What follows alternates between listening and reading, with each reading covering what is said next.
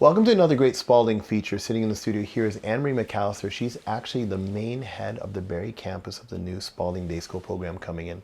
SpauldingDaySchool.com if you want to read a little bit more about us. I put up a video last year that detailed a little bit about how we do things and what we do.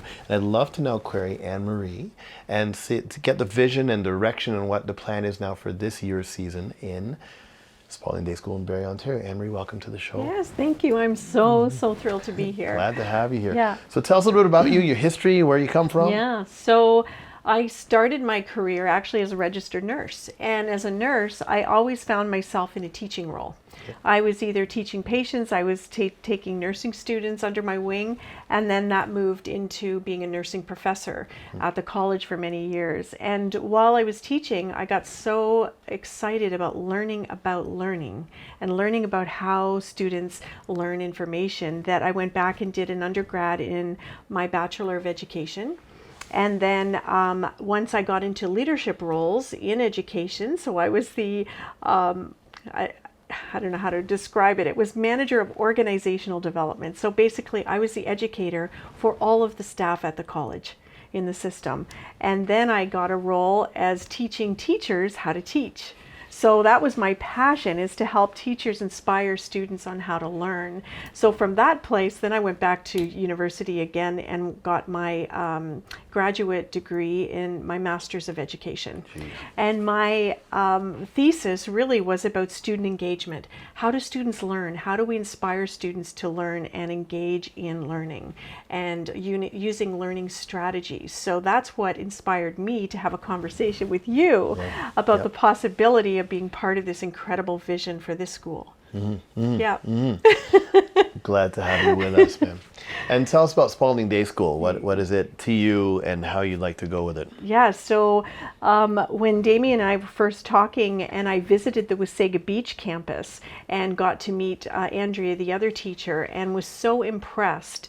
One of the biggest things that impressed me, I think, was the student-led environment instead of teacher-led. So the student-led environment was, I felt, the day I was there, was led by curiosity. What were the students interested in that day? What was their energy like? And the student or the teacher really was a facilitator of the energy and the curiosity of the students. That was, to me, was a dream to see in action because I'd read about it, I'd studied it, I hadn't seen it in action with students.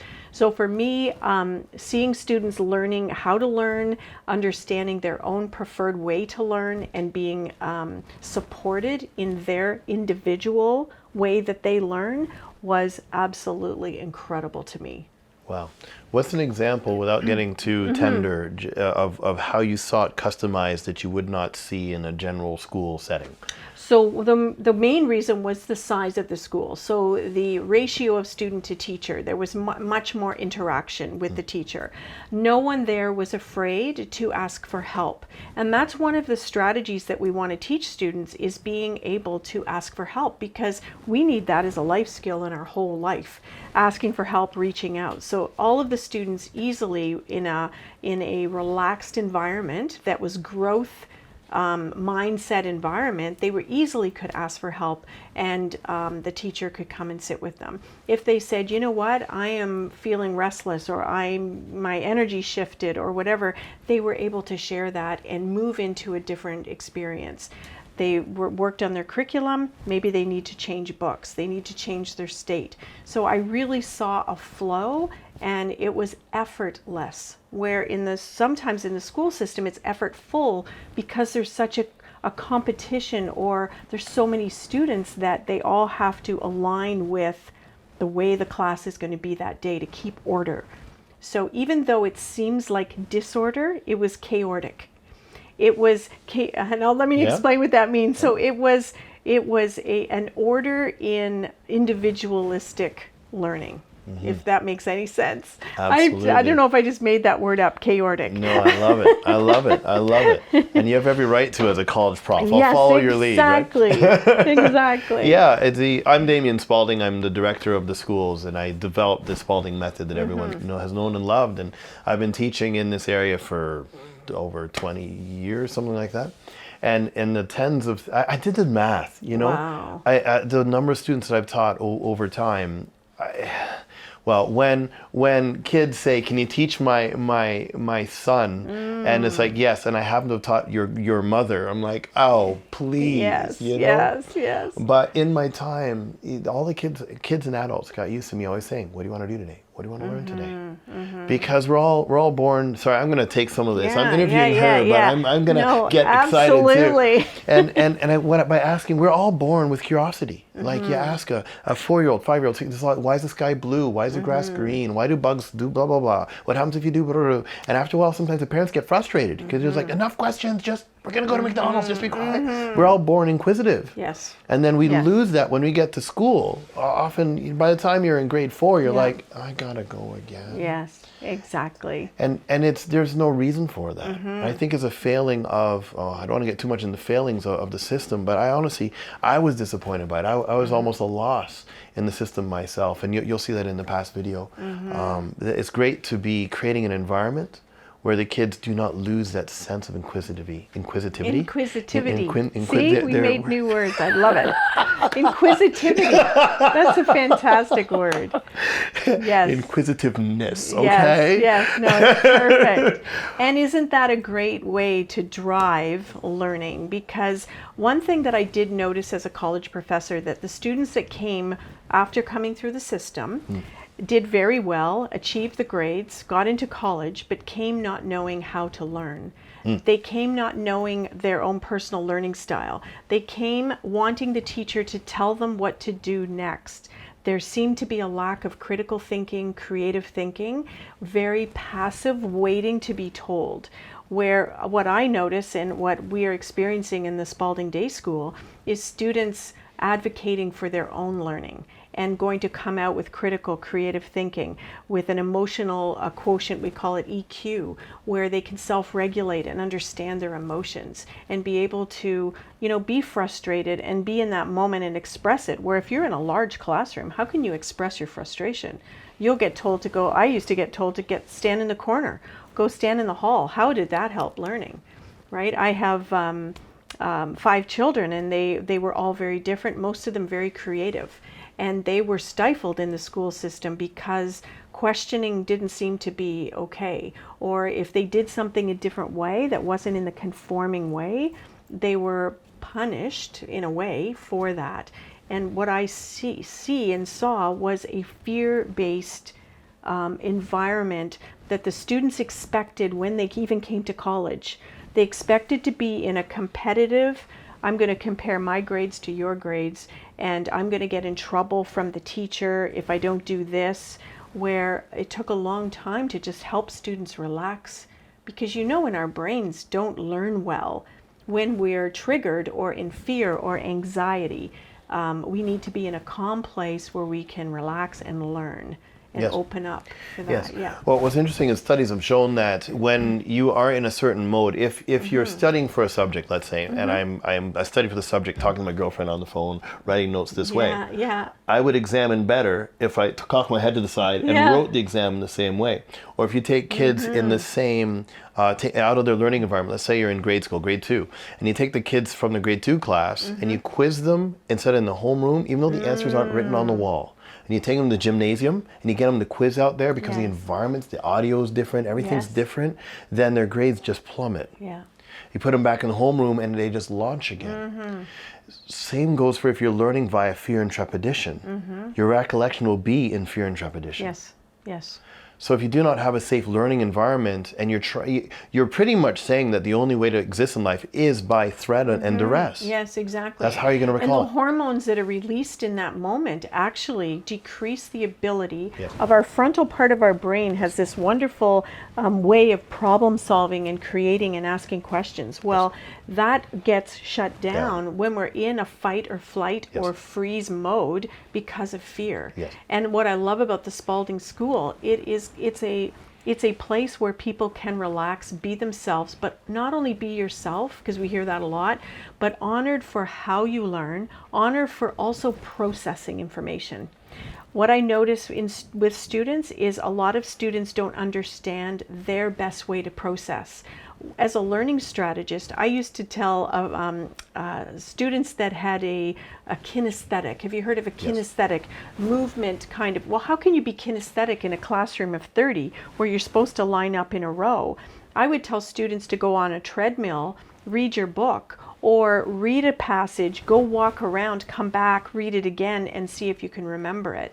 But how do we process information through movement? How do we process information through dialogue and in making meaning together with another person if we're not allowed to talk to another person in a classroom? So processing is stifled in many environments where at the Spaulding Day School, because of the size of the class and the curiosity focus, a student could have a brilliant question, regardless of the age. We can look at it in multiple different ways, right? You can look at it from curiosity. You know, even if it's a grade 2, a grade 8 asks the question, but a grade 2 can look at it in a different way and see something and wonder that's going to help the grade 8 learn. So just even with the different ages of students coming together, looking at a problem, solving a problem together from their vantage point, we all learn. We all get better. So many things go through my mind. Yes, well, speaking about that, you got IQ, EQ, SQ, PQ. I'd love to chat about that a little bit. I'd love to chat about even the fact that kinesthetic learning, like if you take a classroom and you say we're going to learn fractions, and we're going to go to so I go to the teacher as a chalkboard, and I go to the teacher as a chalkboard. Jeez, I go to the chalkboard as a teacher, and I write 1/2 is greater than 1/4. I'm going to lose a percentage of the class, because how can 2 be? Because 4 is a bigger number, right? And then so therefore you're going to get a certain percentage failing and a certain percentage succeeding. And I go to the same class talking kinesthetically, and I give everyone an orange and a knife, and I say we're going to cut that orange in half, then in quarters. Beautiful. And you see how the half is larger than the quarter. Yes. It's very difficult in the traditional education, in government-funded education system, to that's why I try to draw the lines, because I find government-funded education is very different than privately funded, whether it be homeschool or independent. There's not the overreaching agendas and I often say my education is a byproduct of my indoctrination. You know, I happen to learn how to read while learning how to raise my hand and ask to go pee. Learning conformity, I actually learned other things. But if you put the actual learning process ahead, and then you recognize how the student learns, and the student, in the Spaulding method, we teach each student now, this is your kinesthetic learner. You learn by motion. Therefore, if you can learn how to spell the word team, we might get you to stand up and make the letter T. And then the letter E, and then the letter A, and you're going to remember that for life. And the other parts of the class that are more visual will then see team written on the board. They'll have it for life. But those that need to move through it will move through it. Those that need to talk through it will talk through it for the auditory learners. And read write is often one that's missed. There's actually 4. And some students need to read write to make meaning. But the beauty of being in a classroom where you're honoring all the styles is you're now going to develop your visual as well. So we're not just one style. We're multimodal, and we have times where maybe to learn history, I might learn it better through listening to someone tell me a story, but normally I'm kinesthetic. So it's really building all of the different modes, because we are going to be lifelong learners. The students at the Spaulding Day School are going to learn forever. So let's teach students how they learn, how thinking about their thinking. And the other thing that I love is helping them understand, how do you move information from short-term to long-term memory. There are specific things that we do as teachers to help students encode information, attend to information that will move to long-term memory. And we do have to remember things, like that's part of school and that's part of life. So let's learn how our brain actually works and work with it. And the honest truth is, I can't believe I remember having this thought when I got to grade 12. I'm finally finishing high school, going into college, whatever. And then I thought back, and because my post-secondary is a medical education. I did massage therapy and other things, and so it was very, very analytical, and I had to memorize every muscle, every bone, every nerve, every synapse, everything, origin, insertion, in a very short period of time. And I realized at that time, it's like, when was I ever taught how to learn? Shouldn't we spend all this time on reading, writing, and all these things that we got to memorize, but they never tell us how the brain works, how the short term, how your brain can only memorize 7 headings in an hour, Only Yeah. 7. Yeah. But those 7 can tree out in a hierarchy of data that can give you a multitude. Yeah. So we teach our grade 3, grade 2 kids how their brain works. Yeah. And all of a sudden you teach that to them once, and every other course, and it goes deeper than that, Yes, obviously. yes. But everything thing they learn from there, they're organizing their brain actively, not reactively. Rather than teaching just memorize, then if you can't get all these fact sheets in place, you're stupid. Or take a textbook. You know, you hand someone a textbook and say, okay, learn this textbook. Well, what if you took the heading of a passage, turned that heading into a question? Yep. Our brains love to solve problems. So by teaching students, instead of reading a statement that is your brain doesn't do anything, it's just like blah. Yep. You ask a question and your brain lights up. Your neurons in your brain that are the cells in your brain get excited. Yes. Now you're creating a pathway of learning. That's right. Right? So let's ask questions. Let's turn statements into a question, or a student asks a question, reframe it into another question. How do we go deeper? Often students will come to this level of, it's called Bloom's taxonomy, but we want to move students up this taxonomy to just basic information, whatever, but do they understand it? Can they comprehend it? And can they then apply it? So how do we help students not only learn and memorize words, but how do we make sure people understand, can comprehend it, and then move to application? Because that's real life. So the Spaulding Day School is about teaching strategies that they will use the rest of their life, because we're always learning. You start a new job, you have to learn. We're doing an incredible video today, all the learning that had to go on to put this production together, right? That we're using all the strategies that we teach in the Spaulding Day School. Absolutely. When I was memorizing all that myology, histology, cytology, osteology, all the ologies, I learned that I do better when I start at the end of the textbook. That's exactly where you start. Rather than start at the beginning saying, okay, so your muscle is made of sarcomeres and blah, blah. It's like what they give, you know, I read the last page and realize I don't recognize what the precentral gyrus is. What is that? And so then I back up a step. Okay, so the precentral gyrus does this action in your body. Okay, what? And then you finally get to page 1, but you solve the questions just as you say. Yeah. And then what ends up happening is you understand the material. It's a deep level of, it goes beyond knowing and recollection. Yeah, recollection. Yes. Most students that write a final exam for anything, you ask them in the next week, very unlikely they'll be able to recall it.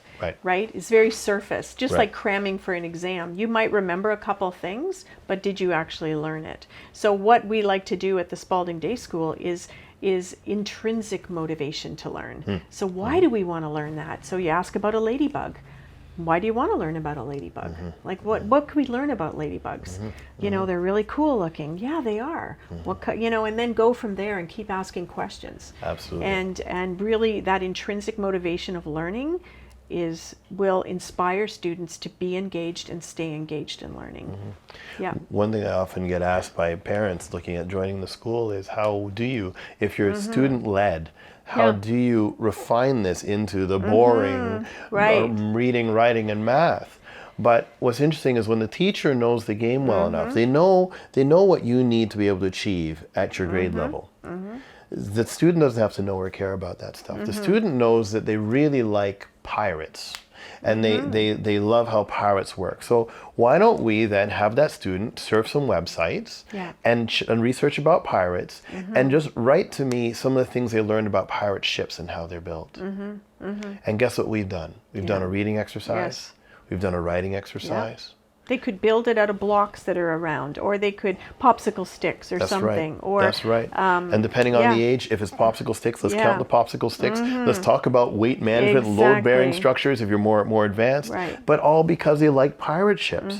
And you've kind of pureed the high-level knowledge in with the real exciting things they wanted to learn. And then when you go out for recess, now we're playing pirates.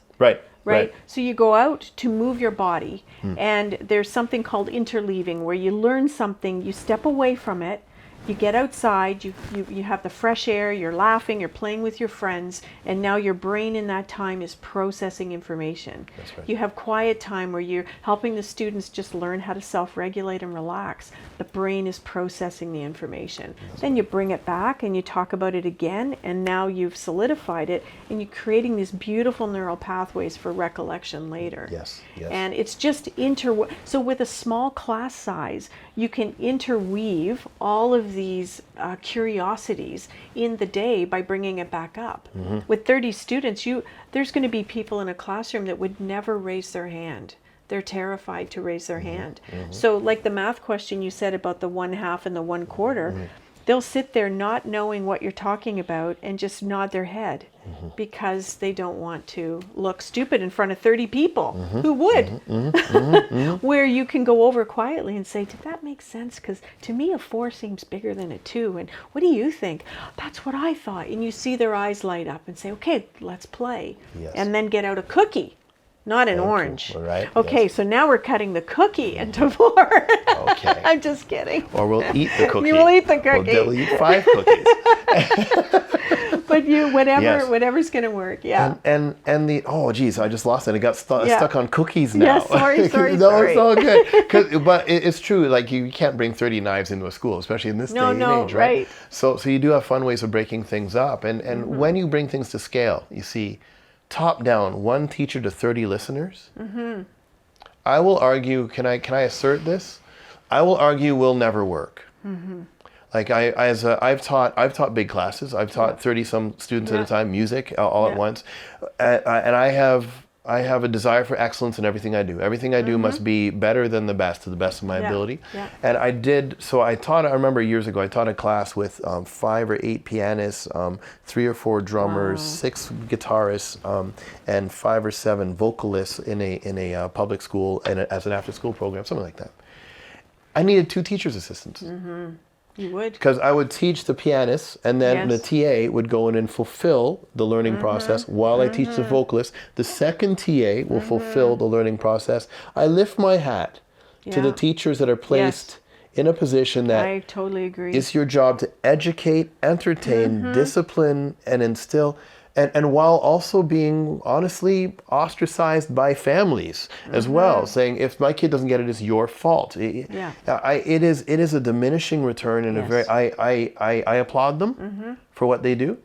At the same time, if you take a class of 30, and instead of having the teacher at the top dictating knowledge that everyone regurgitates, and you then say, and you break that model, and you say, okay, of this group of 30 kids, there's going to be 6 or 8 that understand it well, that have leadership capabilities, that can then help the rest of the group sort it out. So you now have smaller groups inside of the larger group as it spins itself through. You now, what have you done? The best way to learn something is by teaching. Right. And you have the grade 5 students helping the grade 4 students, the grade 4 students helping the grade 3 students. So now the grade 5s, by assisting the teaching of the grade 4s, build more confidence and actually locks long-term memory and automatically of the material they learned last year, and then leveraging that on their current course load. I love that. The old school, one school scenario. I remember asking that of myself in the ripe age of grade 3, whatever. Yeah. And I heard, that's when I first learned about, there used to be one teacher in like 8 grades in this farmhouse. And I'm like, how did that work? And it was an inquisitive thing, right? All my developing years, and even through adulthood. And so I kept studying it. It's like, it actually makes more sense. Yep. It makes a lot more sense. Yeah. And then you take a look at the average exam back then compared to now. Man, our adults wouldn't pass a grade 8, 19, 10 Yes. exam. Right, exactly. But also, they would apply it to the farms. Yes. So they would take math problems and apply them to how are we going to weigh this and then sell it at the field. Like they would integrate what was relevant. I was at a museum, and that's what got me. Yes. I remember I was at a museum, and they actually had one of those old tests, and I was actually reading through the book and then reading the test at the end. And one of the tests, I couldn't believe it. In grade 7 or 8, it was, your grandfather inherited a farm. The farm is, or you're inheriting a farm. Your father's inheriting a farm from the grandfather. It's a $30,000 farm. Your dad is taking a $20,000 mortgage out. amortize the mortgage Wow. at 8% interest over 15 years. Show your work. Wow. I'm sorry, I would have to check the internet just to remember, and they Yeah. had to do it to show their Yes. work. Yeah. It was really, and that's something that's actually, I'll argue, missing, is a lot of the life skills. I've heard a lot of parents Yes. say, my kid can't balance a checkbook, can't cook, and really, cooking should be part of your fractions. There's a quarter cup and a half Yeah. cup. Let's make some cookies. Yes. Right? Right. Balancing a checkbook is a simple, so I'm getting passionate here. Yes. That it used to be kids in grade 6 used to run the farm. They'd run the tractor autonomously. Back about less than 100 years ago. They'd say, go out to the field. I got to work in here. Your mom's delivering, we're delivering a baby. Fix the field. And that kid would go out and run the tractor and would come back with all their limbs intact. Now we don't trust a grade 12 student to keep a good girlfriend or boyfriend without getting grounded. Yeah. There's something that has changed. Yeah. And critical thinking, problem solving, Yeah. conflict resolution, all these things that should be foundational seem to be, it's almost like it's been deferred to the families to teach, Yeah. but the families are deferring to the teachers to Yes. teach, but it's not the teacher's role to teach. Yes. And to teach those things. And I think there are things also, I'm getting passionate again, I hope you don't mind me Yeah, going. no, this is good. I was thinking about, well, where is the role of the parent and the Yes. school? There's certain things that the family and the parents are responsible for Yes. and should take pride in. That's their, Yes. I don't know the word. I just lost the word. That's okay. A role of responsibility and the yes. blessing of their position. Yes, right. And from my understanding, from my point of view, more than understanding, there's things that families should teach. As a teacher, I can answer questions, but I should not push religious beliefs, Right. hard political beliefs, Yeah. sexual beliefs.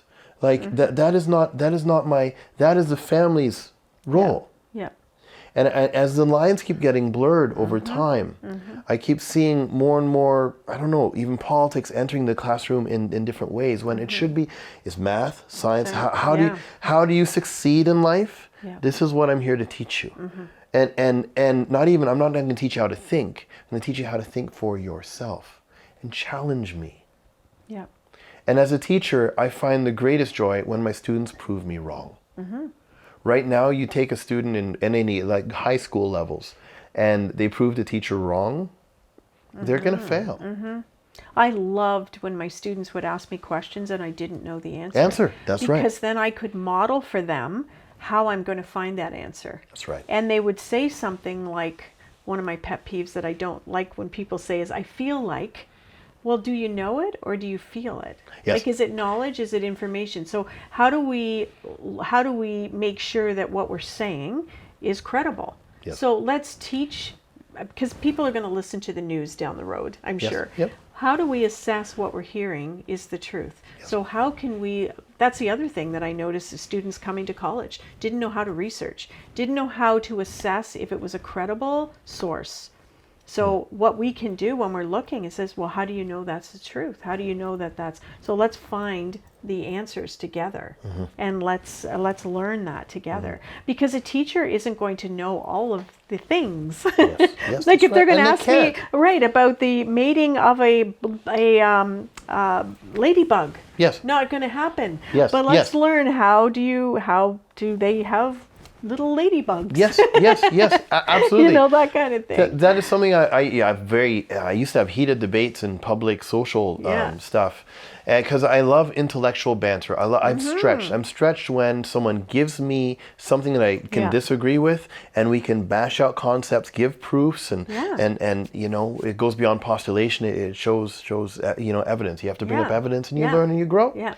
And I said in these public quorums, I said I would take the advice over some grade 7 kids, over myself or others that are 37. They're like, you would? Yeah. It's like, same thing. What do I know about the mating habits of beluga whales, or what, how deep can they go in the ocean before they implode? I don't know. Yeah. But if a grade 7 kid had a science project in that, Right. I'll take their authority and check their work. Yeah. But they're adults in training. And what I also see a big divide that it is a well, I'll go back to that, adults in training. I'm sitting in the studio right now are some teenagers, and the teenagers, I had the pleasure of sitting, doing pre-show work here, watching them completely set up. It's a sophisticated setup that we got going on here. They did it without me.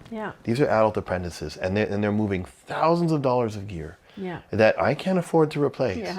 And I'm trusting them to do it, and they do it every time. You give a youngster the responsibility of an adult to do it, they will rise to the occasion. You do not need to keep them young. And something that I also see changing is, within our time, the sought-after jobs were the human computers. The doctors, the lawyers, the pharmacists, the accountants, the person that can find a penny in the general ledger in a tenth of a second or a day. Or the doctor can memorize all the disease states, all the indications, contraindications, all of the so on and so forth. And then come back and then say, I think this is the drug that's needed for you. But quantum computers, AI, can do that far faster than a human can now. You give an AI a general ledger, say find the penny, which used to be a 1-year endeavor in accounting school. It's done in a tenth of a second. So what's left now to do? So the celebrated roles, the human computer roles, the human left brain mathematician roles seem to now be getting challenged in a very deep way. And what is left is, how does AI, you can say, AI, please show me a marketing emotional plan to impact young single mothers that want to buy a new car. It's hard for AI to do that. So we're seeing a movement to creativity. And we're also seeing a movement from memorizing all the facts to, as you state now, knowing how to research it, knowing where to find it. Which is, I mean, I don't know the phone numbers of the top 5 people in my cell phone anymore. And you know, back in our day, back when there were phone books that you could stand on to reach the phone, you know, we had to have all that stuff in our head. We don't even have phone numbers in our head. Yes, it's important to memorize. Yes, it's important to know how to lock a lot of data in and regurgitate it as needed. Because if I'm in a car accident, an ambulance attendant says, okay, I need you, or there's hemorrhaging there, we need to make sure you take this tourniquet, do this, take this IV, you make sure when you put it in the vein, you got to do this, make sure it's blah, blah, blah, and you got to take all that stuff as a fact sheet, internalize it, and run on the scene and do it. So that's important. But at the same time, it becomes more and more important to say, how do we work in our changing environment? Yeah, and I don't think that there's going to be capacity for the current school system to adapt quick enough and to pivot to what the students need now. Where in a smaller class and in a private school, there's more flexibility to be able to adapt to what's changing. For example, back in the day, why do we have 2 months off? Yes, because the kids worked on the farms. Yes. So we still have that system, that agricultural system is still set up in our school system. Why hasn't that changed? We know that students do better if they have small breaks throughout the year rather than a 2-month break. But we still have that system, for example. Not that the Spaulding Day School is going to go to that model, but just as an example. So how is the current system going to be able to pivot to adapt to the new environment that we're living in? That's changing so quickly. Oh my goodness, we've seen changes in the last 5 years that make your head spin. And so what are the skills that students need to survive, really, and to adapt in the future?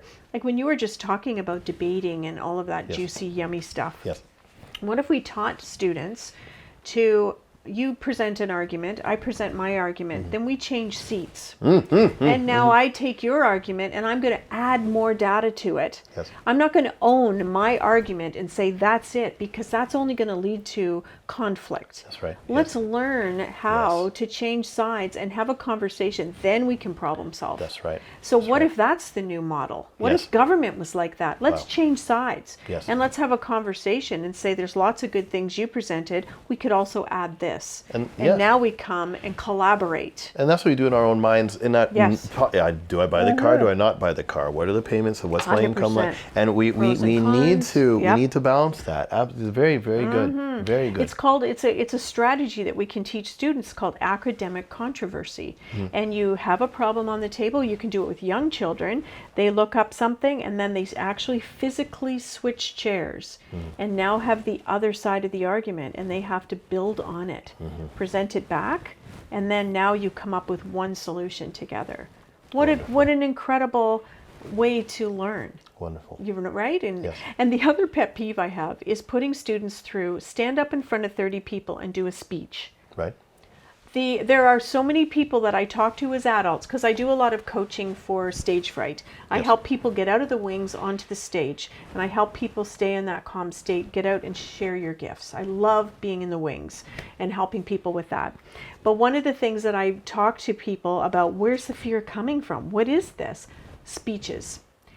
People have been terrorized by having to do a speech in front of their class and their friends laughing at them or being criticized. And not that doing a speech is a bad thing, but there's got to be a way that we can support people through that process. That's right. Because we That's do right. have to do presentations in the real world. Absolutely. But not traumatize them so people have PTSD Yes, about yes. standing up in front of people. That's so right. how can we support that And experience for that's students? it. I was teaching an adult student. He's in his 60s, looking at doing a performance, and his first performance. He's been a closet player for some years, and I said to him, "You're ready for open mic?" And I'm like, "Really?" And it's like, "No." And he said, "So I'm going to go on stage. I'm going to say he taught me that." And I was like, "Yeah, do," because I said to him, "I do not set up my students for failure. No. I will only give you a challenge that I know that you will exceed in." And I will make sure you're equipped for that. Yes, right. So stage performance. Put the supports oh my gosh, around. That's right. Exactly. So before you put a kid up in front of 30 people, Yes. you say, this is how you cognitively Yes, handle it. yeah. This is how you create an emotional arc for yourself to be safe in that environment. This is how, there's so many things. Right. But unfortunately, I don't even think that's taught to many teachers. No, And you cannot, I would agree. You cannot teach what you do not know. And it's also difficulty when the teacher is supposed to be the demagogue of knowledge of all things. Yeah. When if the teacher actually was the humble servant to the subservient to the education process, that education process occurs however it occurs. Yeah. Then the teacher can manhandle their strengths, work their strengths, and then bring up the strengths of the others around them to make this learning environment. Exactly. Absolutely. The other thing is we often get projects or a big assignment, or you have to, work on this big project. What if we taught students to deconstruct it and to do it in little steps? And again, begin with the end in mind. Where do you have to go? How do we get there? Let's chunk it out, and instead of being overwhelmed by this incredible project, like you have to do a science project on whales, whatever it is, and good luck. Yes. That's Instead right. of saying, what is the outcome? What do you want to share with people? Well, let's back that bus up and figure out what are the steps? How long is that going to take? Okay, then this, and where are you? And create this little map for people. That's right. Because that's a strategy that they can take with them That's into the right. future. So Yes. those are all the beautiful strategies that we can work with at the Spaulding Day School, Yes. because we're going to have the time. But if we're teaching a deconstruction of a project to someone in grade 6, everyone will benefit from that. Yes. Right? So we Yes. could do that as a group That's right. presentation to say, we're going to talk about a big project. What if you had to, let's use, Alice's project to demonstrate it and put it on paper and show them how to do it. Yes. The fun thing about putting all the grades together Yeah. is that you can say the senior students, we're going to have a self-propelled car experiment. So you're going to have elastic bands or whatever it takes to make the best self-propelled car you can. The younger kids, you're going to make the racetrack. You're going to make the guidelines. Love it. And the young kids, you're going to paint it. You're going to make the trees look like trees and the rivers look like rivers. That's And you brilliant. get everyone I together love on that. the project, and they're all on the same deadline. They're all Yeah. working together, and you get that team environment. Yes. Then you understand that interdependence on each other Yes. and contingencies, because a lot of times the frustrating as adults in projects is someone lets you down. You didn't do your part. I've got my part done. Well, if you've learned this in school, Yes. Yes. They can't ride the car until the track is made. That's right. So you see that interdependence, and that's one of my, I'm going to have that word up somewhere in the school. Yes. Because interdependence is how we learn and how we're going to survive in the future together. Yes. I often say I'd be dead without a farmer. Yeah. You know, I know how to farm, but there's no way I can provide for myself while also creating a school for others, while also interdependence is the order that we live within. It's one of my favorite words. Yeah, I love it. Yes. We hear codependency a lot, right? And they're two different. They're akin, but they're very separate in their foundational structures. Yeah, there's less ego with interdependence because you have to say and reach out, I need your help. Yes. Right? Yes. And we're interdependent on success because you learn this way, I learn this way, and now we both benefit. And we bring that car track and all the things together and we all celebrate at the end, right? So, the school now. Yes. So there are 2 locations. Yes. I've been organizing the main business logistics of things, and Anne-Marie is phenomenal now doing the day school program in Barrie, Ontario. And we'll get on another day, Andrea Andros and other teachers that's teaching already teaching the school in Wasaga Beach. And the grades, I'll keep talking, and you can interrupt me anytime. So far in the past year, we've pretty much been grade 4 to grade 8, something like that. I say something like that because some of the kids came in and they would be in physically a grade 5 level, but they're operating at a grade 2 or grade 3 level in some areas, and we're remedially bringing them up quickly while also teaching them at the level that they're at to then move them forward. Oh, which reminds me. So that is kind of normal in any school, that you're not always at the same level across all things, even though the educators tend to pretend that that's the case. So in the Spaulding School, we actually do we excel in brilliance. Andrea Andros is actually a gifted individual. She came to me to actually set up a gifted program. Because there is no teachers that are gifted that actually teach gifted education. Right. So here she was when she was growing up as a gifted child, saying that the square root of pi is, and then she's not math gifted, she's gifted in other ways, but I'm just saying as an example. Excuse me. And the teacher would not know how she arrived upon that conclusion. It's like, well, I just know. Well, how do you know? Well, I can't show the work because I'm gifted. Yeah. So Andrea wanted to create a process, and this is how, because I understand how a gifted brain works, I can now teach gifted children. Let me make that process. And during that, I said, well, can you take now your gifted concepts and now make that also work for everybody else? And if you teach a child,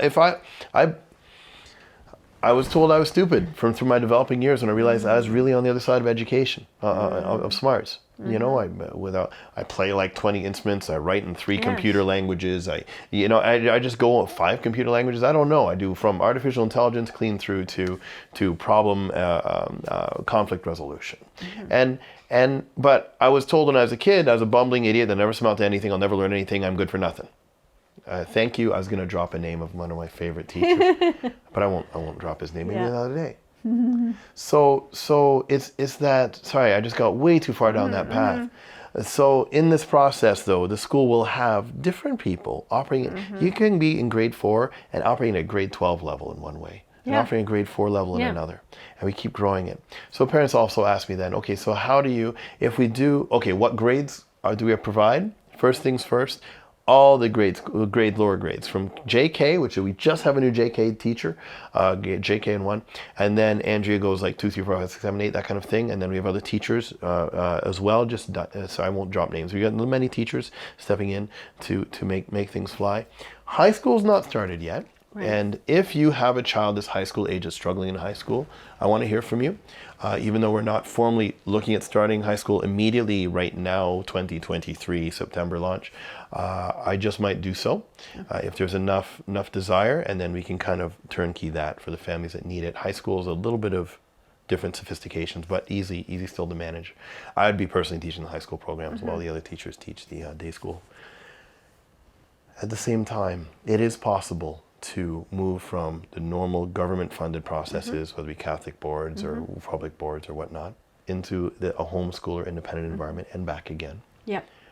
And it is possible to go clean through from JK through to high school and go directly in the post-secondary without doing any traditional education. Yeah. One of my friends homeschooled her son because yes, okay. So I never want to break confidence, but she homeschooled her son because she had daughters that were struggling in the school system.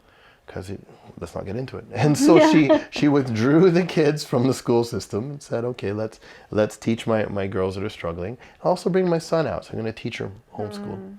And by the time it's all done, I think they're in their 20s now. The kids almost maybe approaching 30. I'm getting old.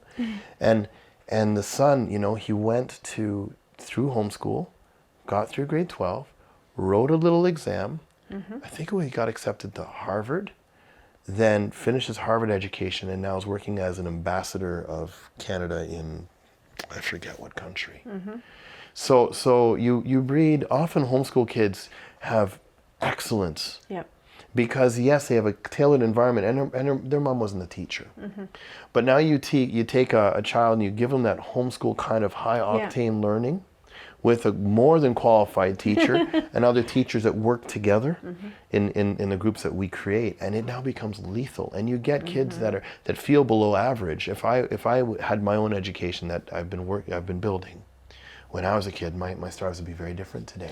Yeah, absolutely. And to provide that for others is just so important. And to help students understand we're smart in different ways. And I was talking to one of the production assistants here today about IEPs. And I know one of my sons had an IEP, and it's I can't remember what it stands for, educational plan. Yep. He He was treated very, very differently than his classmates.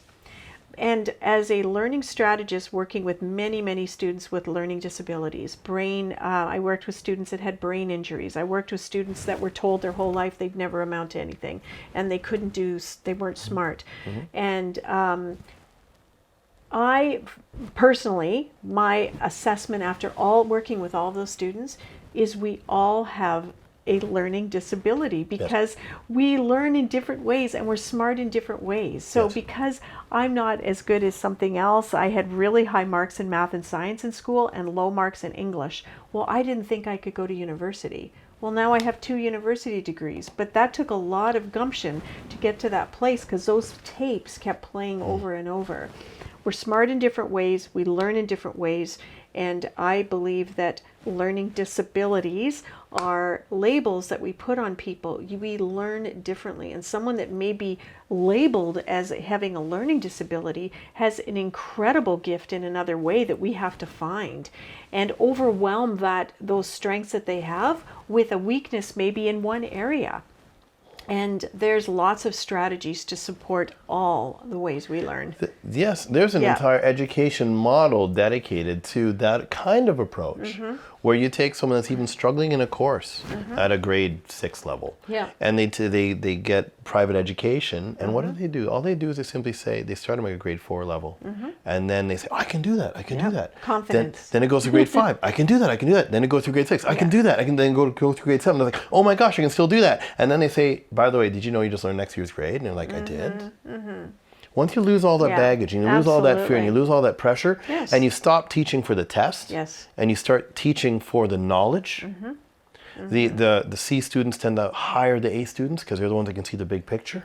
And they anyway, we can go on. We can talk forever about this stuff. I'm really excited about running the school with you in this coming season. It's fantastic. So thrilled. Fantastic. And people might be wondering, well, what would the day kind of look like? There still will be some structure, but the structure, how the students learn, might be curious to learn, is we start the day with a group together. So I'm a fan of check-ins too.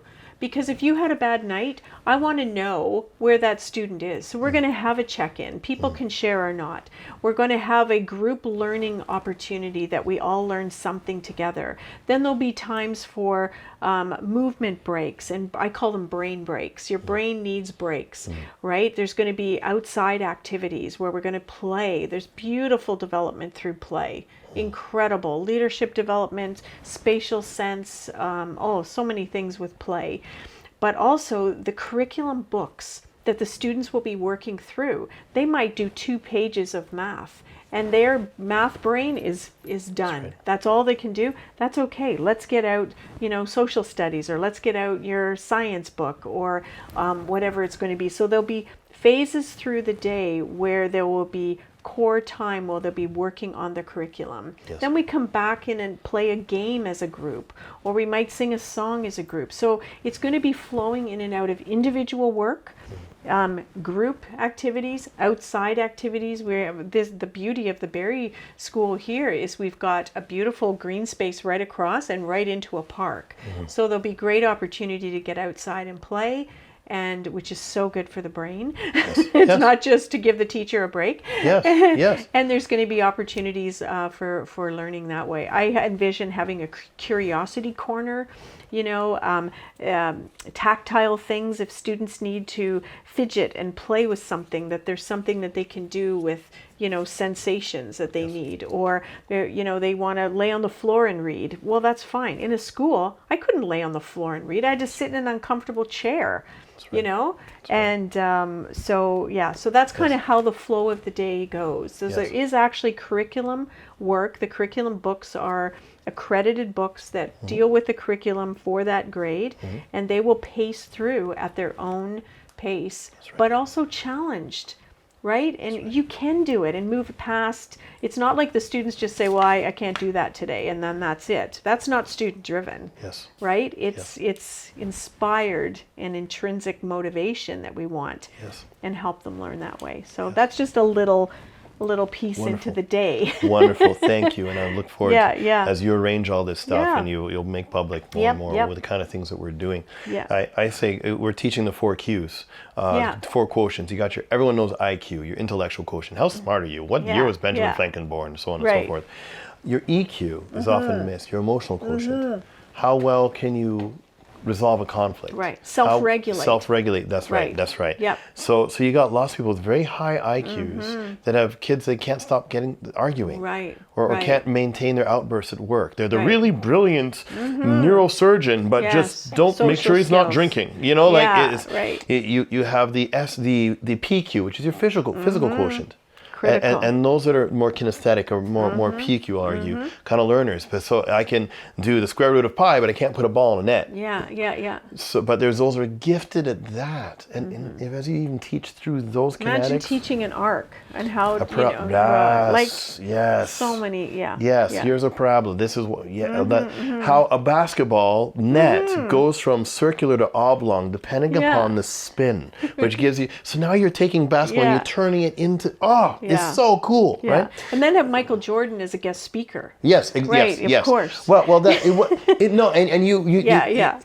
honestly, because I've had conversations, especially at the high school level.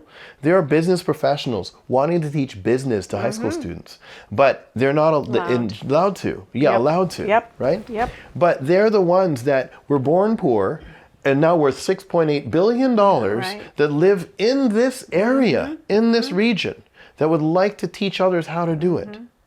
And let's bring them in, because they know better than the high school teacher. The high school teacher's just doing their thing. And so I was talking to an architect saying, I love to teach drawing, I love to teach architecture. And he was a retired fellow, and so he was there from drafting tables, having to measure everything, and load bearing, unbelievable. He's wanting to teach. Yeah. Imagine a student in conversation says, you know what, I want to be a firefighter. Well, what does a firefighter do? Well, they go and they do that. Well, let's bring a firefighter in and talk about what they do. Correct. Or let's bring you all to the fire hall. Right. And then we all learn as we go. And then what you find is that the kid that wants to be a firefighter is enamored with the suits and the danger and the rescues and the cool stuff, while the other kid that's a scientist can't get over the pump truck. Yeah, right. And I'm like that. I saw that there's a First Nations group on Christian Island, I think it's Christian Island, and they got a brand new pump truck last year. And I was there like, oh, how does that work? And how does this articulate? And how do you pump that in? And I'm like geeking out on this pump truck, right? So there's learning for everybody. Exactly. And it's good to create those environments, where the curiosity naturally leads to the appropriate learning. And I think the final one you were going to mention was SQ. Oh, SQ. Yes. Yeah, it's interesting. Your IQ, intellectual, your EQ, emotional, your physical. SQ is in my mind, your spiritual quotient. There's quite often we just get a pulse on things that are just not, that goes beyond, someone is looking sad, so your EQ's high, so you say, I think Susie's having a bad day, let's chat with her. But then you got like this SQ about you. It's like, there's something going on with Susie, I can tell. And the phone rings. Oh, it's Susie. Yeah, I knew you're calling. And is larger than even observable matter in space. And as we journey through life, we're constantly balancing these 4 Qs. Yeah. And we're constantly leveraging. We were chatting earlier before the camera rolled about a possible LQ, a leadership quotient. Yeah. And saying how, well, leadership is just an amalgam of those 4. To be a good leader, you got to have good emotional context and conflict resolve and self-regulate. You got to have a good pulse on things, getting closer to the SQ, what might be coming if you do not do something well. You got to have a good enough IQ to know that if you drop the camera from this height, you're buying a new camera, right? And you got to have the PQ to not drop the camera. So see, and as we all journey through life, we leverage our strengths to offset our weaknesses. And then from there, we train the weaknesses to become strengths. And that's a lot of what we do at the Spaulding And method. I say overwhelm your weaknesses with your strengths. Yes. So we don't focus just on the weak areas, or if someone comes and they're weak in that area. We focus on the strengths, but then the weaknesses seem to kind of level up. Yes. Because if you focus on the weak areas, that's what you're going to get more of. Yes. But let's focus on the strengths-based, we called it, and also growth mindset. Yes. Right? What's the language we're hearing? If you're hearing a student say, well, I can't do that, let's change that language early. Yes. Let's switch that, that tape that's already starting to play. Yes. And so there's so many things we could talk about. Wonderful, there are. Thank you for joining us. And this has gone long enough. Join us at spauldingdayschool.com if you want to reach out to us. We're also looking at starting online lessons soon enough. So if you're not in our area, let us know. Reach out and we'll see what we can do for your area. Right now we're doing day school right up through grade 9. What we've done is we're doing grade forms. Grade 1, 2, 3s are a group. Grade 4, 5, 6s are tend to be a group. 7, 8, 9 tends to be a group. 10, 11, 12 tends to be a group, but there's overlap as well. And so if you're in any one of these grades, I do want to hear from you. If you want to be part of this, let us know. And at the same time, we actually have some cool post-secondary things. Something that is kind of risque. I would really debated bringing up or not bringing up. Going back to the future and where things are going. Can I digress? One last thing? Of course. Is that I'll argue gone are the days where you go to school, you get a good education, you then get a good job, you work to that job for 50 years, you retire with a gold watch, with a good RSP, and blah, blah, blah, blah. I was taught when I was a kid, those days are numbered. As a Gen Xer, you're going to have 3 or 5 careers in your time. The millennials were told that's even done. We're in a gig-based economy. On Monday, you're going to be a secretary. On Wednesday, you're going to be a mother. On Friday, you're going to be an executive running your own side hustle. And now the next babies their side hustles are going to have side hustles, while things tend to go cyclical and root back in some ways. But what I'm seeing, I'll get very real here. I was teaching a photographer this week. I'm also a professional photographer, amongst many things, videographer. And she finished her first year in school. I won't say the school or who she is. And she got frustrated. And I'm like, why are you frustrated? Well, because she spent an entire year learning things that actually wasn't relevant to what she wanted to do. Yeah. And hopefully in the second and third year, she'll get to it. So in one day, sitting in one of my photo shoots, she just said, wow, I've learned so much. I've learned so much. I've learned so much. Practical. I've learned so Yes, it's real, it's mentorship. So if you're even looking at post-secondary, we're looking at a changing of seasons here. I agree. And the old, what was the word you used? The old system is being deconstructed, was it? Yeah, deconstructed and reformed. Yes, right. Yes, that's right. And now if you're in need, of course, you need a certificate. If you're a doctor, a lawyer, someone that needs a ticket to be licensed, then of course you must be licensed. But even a lot of the things that we used to go to college to get an education in, I don't know, spiritual acuity, like is something. Well, a university degree used to guarantee that you would get a job in an office somewhere. Yes. But that's not the same anymore. Right. I'm not saying university degrees are bad, because they sure helped me write better, and I could research better, but as far as work, I don't know. Right. So post-secondary, no matter where you are in the world, I just want to shake your cage a little bit and say, go to university, college, if that's where you want to go. It's interesting, even eventually, every university grad needs to go to college. You still got to go to teacher's college after getting your master's in. So it all eventually comes down to some college, but because you learn the practice therein. Well, if the university is so highfalutin, theoretical, right? The theory it's to all practice, So you got the highfalutin stuff, which then turns into a college, which gives rubber to the road. Well, there all those. Even a doctor's running a trade. Yes. It all comes down to some kind of trade. So if you're a photographer, videographer, someone that doesn't need a certificate, shadow someone for a day or a week or 6 months. And if they can double as a teacher, you might get a better run there than you might ever spending $30,000. Yeah. And then when you're done thinking, where's the job? Because I was not actually, I want to say I wasn't equipped. And I would be lying to you because yes, the university and colleges are equipping you. I run a software company. I was a CEO of a software corporation years ago. I had to hire programmers. And I found out after going through 200 resumes, no one in any of the universities have been taught the current technology that we're running in. Yeah. Right now, I'm writing in a language that's less than 2 years old. Wow. Colleges are still teaching languages that are 30 years old. So, yes, they're equipping you, but are you question the school, question where you're going, question my school when you call us. Are you going to equip me for where I want to go? And if I do not know where I want to go, can you help me navigate through that? Then bear hug whoever that is in your community, because they're going to get you where you want to go. Anyway, Brilliant. Brilliant. that's my 2 cents. Yes. All right. Love you all. Thank you for joining us. And we might break this up into smaller videos. This was a long one. But thank you again. And we'll see you at spauldingdayschool.com. If you want to know more about the history of us, spauldingschooldthearts.com gives a bigger picture. I'm Damien Spaulding, piecing a lot of the moving parts together, and then genius like Anne-Marie McAllister. She's now facilitating the day school programs in Barrie, and many other brilliant people are guiding our youth in really powerful ways. Thank you for joining us. We'll catch you in the next one.